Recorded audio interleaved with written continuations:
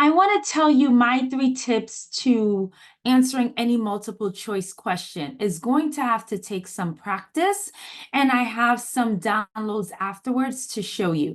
But tip number 1, it may sound silly, cover the options of the question with the index card. So this is on paper or on the computer screen. Even when you go to do these questions, when you click the button to go to question number 2, just have the index card and cover the options, meaning you want to just read this question itself, which is called the stem. That allows your brain time to formulate an answer. That way you are not tricked. Now, it may seem a little tough to hear, but questions are designed to trick you, right? So that's why you're being tested to differentiate between A students, B students, C students. So if you allow your brain to formulate an answer without seeing the options, that you know that there's deceit within the options. I hope that makes sense. Then when you remove the index card, if your answer is there, doesn't mean that you're 100% you're going to move forward, but you'll have some confidence that you read the question correctly.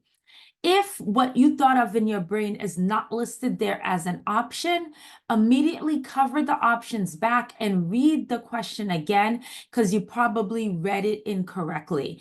And that right there is one of the biggest tips, because a lot of times people forget not, best, most, or some little word in the question, and you can see within 10 seconds that you need to read the question again. So that's number 1.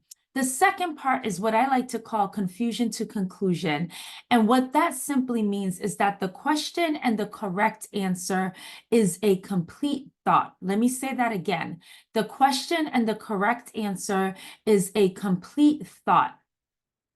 What that means is that you draw a line from the question to say option C, what you believe to be the correct answer. It should pose no other questions. So then you could take option C and put in front of the question, and it should read like a sentence. And I have a download because it will help for you to visually see it and practice on paper. And I will show you in the next video. That's the second thing you're going to do. The third tip of what people do is people always rationalize why they think option C is correct, right? You're under pressure, it's high stakes testing, you probably have a job waiting or what have you. But think about it like this. If you are saying that option C is correct, you are thereby saying that options A, B, and D are incorrect. All right, does that make sense? You could stop and rewind the video. Let me say it again. If you are saying that option C is correct, you are thereby saying options A, B, and D are incorrect.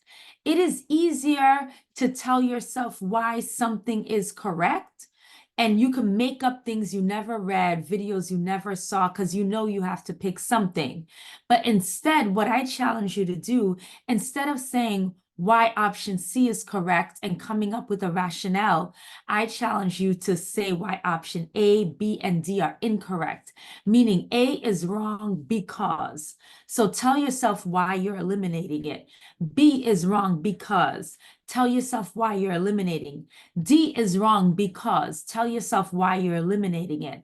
What that will do is that if you are about to eliminate the correct answer, you'll start fumbling over why you're eliminating it. You won't be able to clearly articulate why you're eliminating. And that will give you a hint that possibly you're about to eliminate the correct answer. So for me, there are plenty of books out there with 30 tips to answer multiple choice questions, but you only have 60 to 90 seconds. Those are the 3 things that I would run through with every single question. I hope that helps. Thank you. Bye.